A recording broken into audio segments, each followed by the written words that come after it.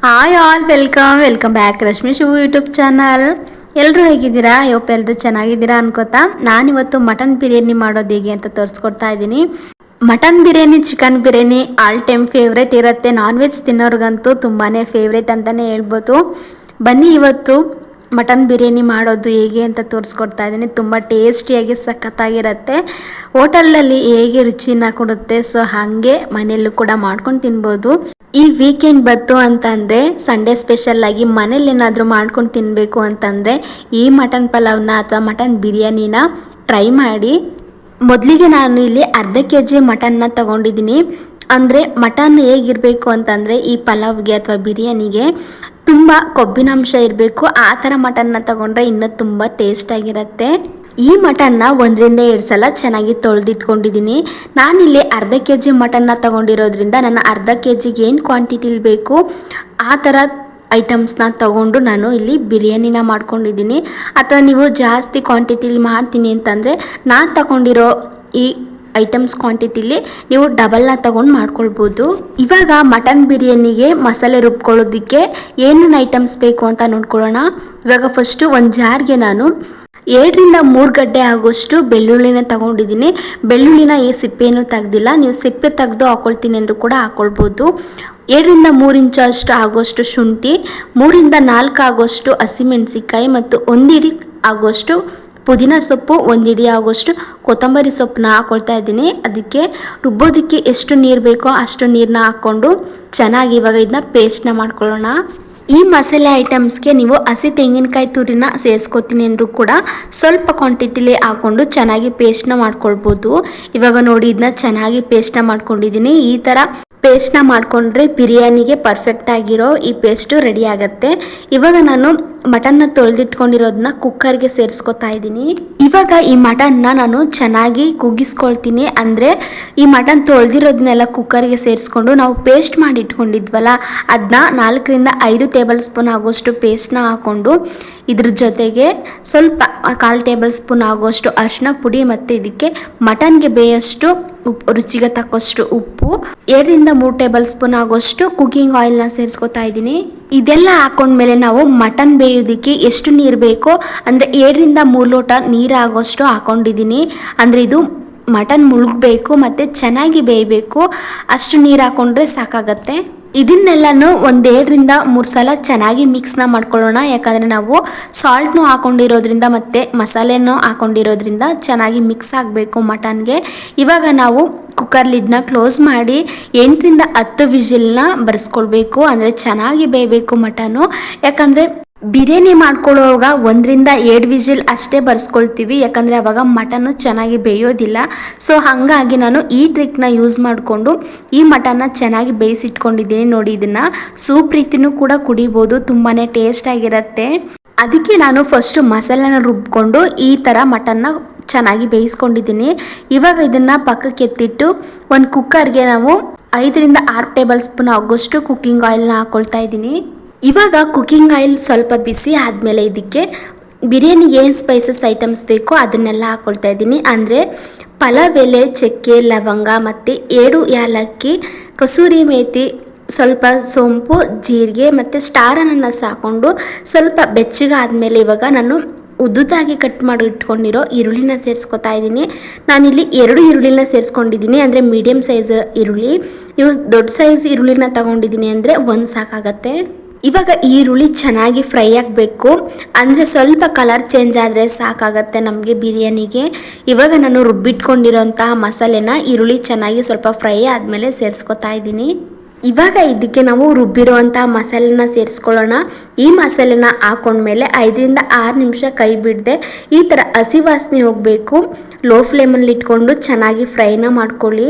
ಯಾಕಂದರೆ ಇದರಲ್ಲಿ ನಾವು ಹಸಿ ವಾಸನೆ ಅಂದರೆ ಹಸಿಮೆಣಸಿಕಾಯಿ ಎಲ್ಲ ಹಾಕಿರೋದ್ರಿಂದ ಸ್ವಲ್ಪ ಖಾರ ಜಾಸ್ತಿ ಬರ್ಬೋದು. ಸೊ ಹಾಗಾಗಿ ನಾನು ಇದರಲ್ಲಿ ಎಣ್ಣೆ ಬಿಡಬೇಕು ಅಲ್ಲಿವರೆಗೂ ಫ್ರೈ ಮಾಡ್ಕೊಂಡಿದ್ದೀನಿ.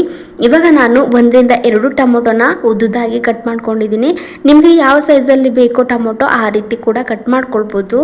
ಈ ಮಸಾಲೆ ಜೊತೆಗೆ ಟೊಮೊಟೊ ಎಲ್ಲ ಸ್ಮ್ಯಾಶ್ ರೀತಿ ಆಗಬೇಕು, ಅಲ್ಲಿವರೆಗೂ ಫ್ರೈ ಮಾಡ್ಕೊಳ್ಳೋಣ. ಇವಾಗ ನಾನು ಟೊಮೊಟೊ ಸ್ವಲ್ಪ ಮೆತ್ತಗಾಗಲಿ ಅಂತ 1/2 ಟೇಬಲ್ ಸ್ಪೂನ್ ಆಗುವಷ್ಟು ಸಾಲ್ಟ್ನ ಹಾಕ್ಕೊಳ್ತಾ ಇದ್ದೀನಿ. ಅಂದರೆ ಈ ಟೈಮಲ್ಲಿ ನೋಡ್ಕೊಂಡು ಹಾಕ್ಕೊಳ್ಳಿ ಸಾಲ್ಟ್ನ, ಯಾಕಂದರೆ ನಾವು ಬಿರಿಯಾನಿಗೆ ನೀರನ್ನ ಹಾಕ್ಕೊಂಡ್ಮೇಲೆ ಉಪ್ಪನ್ನ ಸೇರಿಸ್ಕೋತೀವಿ. ಸೊ ಹಾಗಾಗಿ ಸ್ವಲ್ಪನೇ ಸಾಲ್ಟ್ನ ಹಾಕ್ಕೊಳ್ಳಿ. ಆಮೇಲೆ ಮಟನ್ ಬೇಯಲಿಕ್ಕೂ ಕೂಡ ಹಾಕ್ಕೊಂಡಿರ್ತೀವಿ ಅಲ್ವಾ, ಹಾಗಾಗಿ ನೀವು ಸ್ಕಿಪ್ ಮಾಡಿದ್ರೂ ಪರವಾಗಿಲ್ಲ. ಇವಾಗ ನಾನು ಬೇಯಿಸಿಟ್ಕೊಂಡಿರೋಂಥ ಮಟನ್ನ ಸೇರಿಸ್ಕೋತಾ ಇದ್ದೀನಿ. ನೀರನ್ನ ಚೆಲ್ಲಬೇಡಿ, ನೀರು ಹಾಗೆ ಇರಲಿ. ನಾವು ಅಕ್ಕಿ ಸೇರಿಸ್ಕೊಳ್ಳುವಾಗ ಅದೇ ನೀರನ್ನ ಸೇರಿಸ್ಕೊಳ್ಳೋಣ. ಈ ಮಸಾಲೆ ಜೊತೆಗೆ ಮಟನ್ನ ಸೇರಿಸ್ಕೊಂಡ್ಮೇಲೆ 10ರಿಂದ 15 ನಿಮಿಷ ಚೆನ್ನಾಗಿ ಫ್ರೈ ಮಾಡ್ಕೊಳ್ಳೋಣ, ಯಾಕಂದರೆ ಇದು ಸ್ವಲ್ಪ ಮಸಾಲೆ ಇಟ್ಕೊಳ್ಳಿ ಅಂತ ಅಷ್ಟೇ. ಸೊ ಇವಾಗ ನೋಡಿ ಯಾವ ಥರ ಎಣ್ಣೆ ಬಿಡ್ತಾ ಇದೆ ಮಸಾಲೆಯಲ್ಲಿ. ಈ ಥರ ಒಂದು 10ರಿಂದ 15 ನಿಮಿಷ ಫ್ರೈ ಮಾಡಿಕೊಂಡ್ರೆ ಸಾಕು. ಈ ಟೈಮಲ್ಲಿ ಇದಕ್ಕೆ ನಾನು ಮೊಸರನ್ನ ಸೇರಿಸ್ಕೊತಾ ಇದ್ದೀನಿ. ಮೊಸರು ಇಲ್ಲ ಅಂದರೆ ಒಂದು 3ರಿಂದ 4 ಟೇಬಲ್ ಸ್ಪೂನ್ ಆದರೆ ಸಾಕು. ಅಥವಾ ಮೊಸರು ಇಲ್ಲ ಅಂತಂದರೆ ಸ್ಕಿಪ್ ಮಾಡಿ, ನಿಮಗೆ ಲೆಮನ್ ಇದೆಯಲ್ಲ, ಲೆಮನ್ ಕೂಡ ಯೂಸ್ ಮಾಡ್ಕೊಳ್ಬೋದು. ಮೊಸರನ್ನ ಹಾಕೊಂಡಷ್ಟು ಮಟನು ಚೆನ್ನಾಗಿ ಸಾಫ್ಟ್ ಆಗುತ್ತೆ, ಮತ್ತು ರೈಸು ಕೂಡ ಅಷ್ಟೇ ಸಾಫ್ಟಾಗಿ ಬರುತ್ತೆ ಅಂತ ಅಷ್ಟೇ ನಾನು ಇಲ್ಲಿ ಮೊಸರನ್ನ ಸೇರಿಸ್ಕೊತಾ ಇದ್ದೀನಿ. ಮೊಸರಿಲ್ಲ ಅಂತಂದರೆ ಸ್ಕಿಪ್ ಮಾಡ್ಕೊಳ್ಬೋದು. ಇವಾಗ ಮೊಸರಿಗೆ ಮಸಾಲೆ ಜೊತೆಗೆ ಮೊಸರು ಹೊಂದ್ಕೊಳ್ಬೇಕು, ಅಲ್ಲಿವರೆಗೂ ಒಂದು 7 ನಿಮಿಷ ಫ್ರೈ ಮಾಡ್ಕೊಂಡು ಇವಾಗ ನಾನು 1 ಟೇಬಲ್ ಸ್ಪೂನ್ ಆಗೋಷ್ಟು ಚಿಕನ್ ಮಸಾಲೆ, 1 ಟೇಬಲ್ ಸ್ಪೂನ್ ಆಗೋಷ್ಟು ಗರಂ ಮಸಾಲೆನ ಸೇರಿಸ್ಕೊತಾ ಇದ್ದೀನಿ. ಈ ಥರ ಪೌಡ್ರ್ ಇಲ್ಲ ಅಂತಂದರೆ ನೀವು ಸ್ಕಿಪ್ ಮಾಡ್ಕೊಳ್ಬೋದು, ಹಂಗೆ ಕೂಡ ಹಾಕ್ಕೊಳ್ಬೋದು. ಅಥವಾ ನಿಮಗೆ ಚಿಕನ್ ಬಿರಿಯಾನಿ, ಮಟನ್ ಬಿರಿಯಾನಿದು ಪೌಡ್ರ್ ಇದೆ ಅಂತಂದರೆ 1 ಟೇಬಲ್ ಸ್ಪೂನ್ ಆಗೋಷ್ಟು ಹಾಕ್ಕೊಳ್ಳಿ, ಇನ್ನೂ ತುಂಬ ಟೇಸ್ಟ್ ಕೊಡುತ್ತೆ.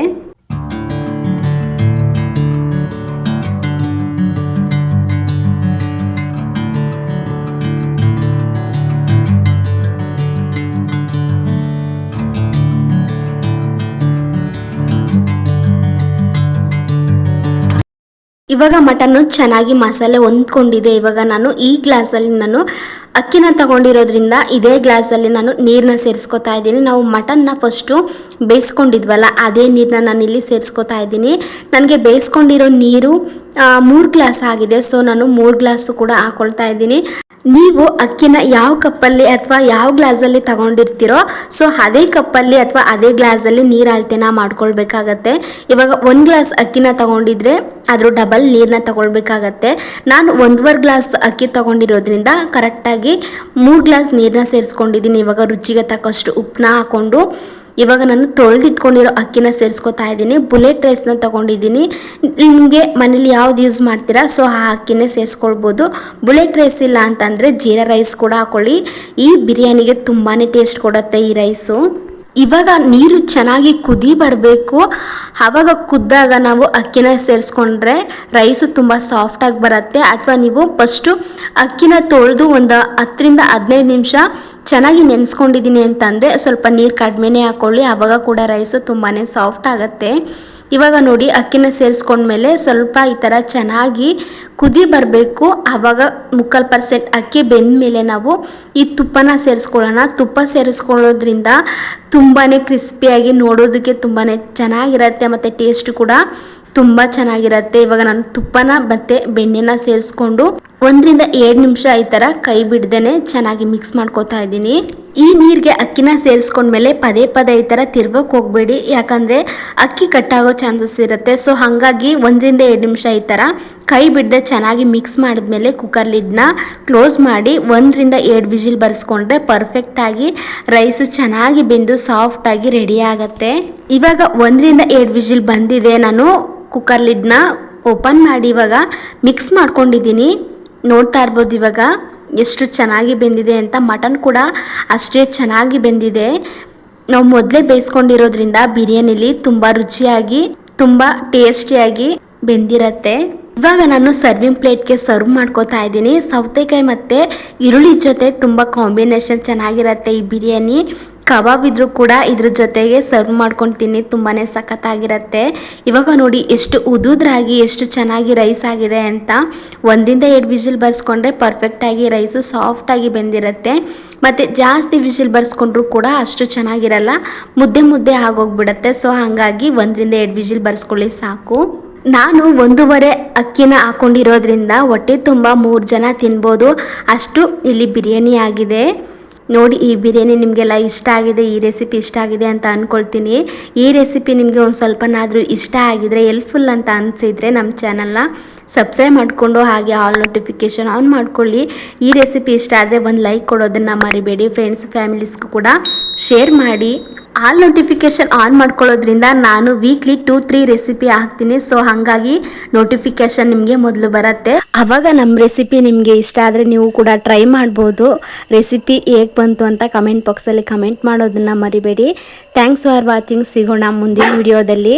ಎಲ್ಲರಿಗೂ ಬಾಯ್ ಬಾಯ್.